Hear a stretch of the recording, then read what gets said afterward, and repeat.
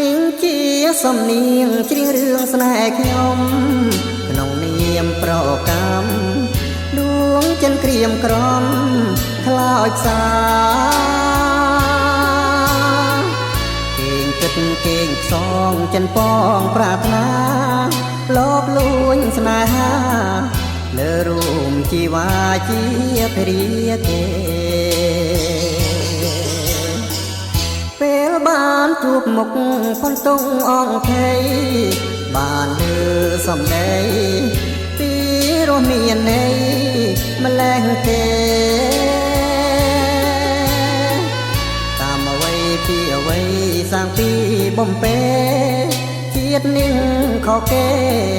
ឲ្យខ្ញុំឈួរស្នេហ៍លើបកាមានម្ចាស់ដេកតាស្រមៃនឹកថ្លៃគ្មានភ្លេចទោះជាខំថ្មិចក៏នៅឃើញច្បាស់រូបអូនបវរលក្រុមគ្មានតលទាំងរឹកពីអាចារ្យាសំរងចិនចងរួមរងនឹងថ្លៃដឹងហើយឮហើយថាអូនមានគូចិត្តនៅតែប្រោបំពេញតស៊ូ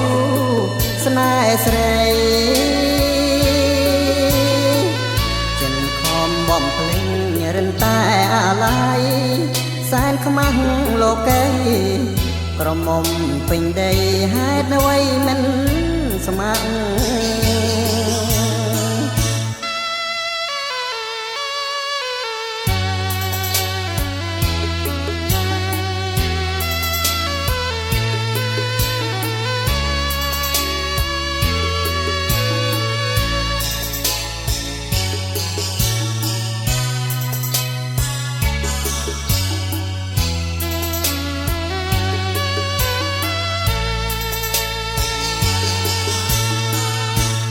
ដេកតា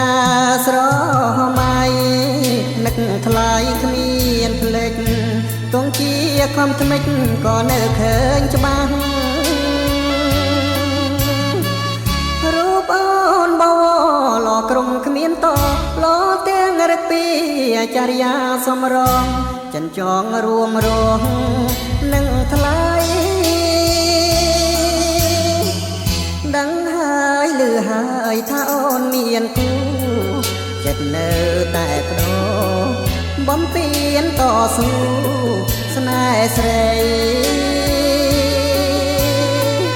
ចិនខំបំភ្លេងរិនតែអាឡ័យសែនខ្មាស់លោកីក្រមុំពេញដីហេតុអ្វីមិនស្ម័គ្រ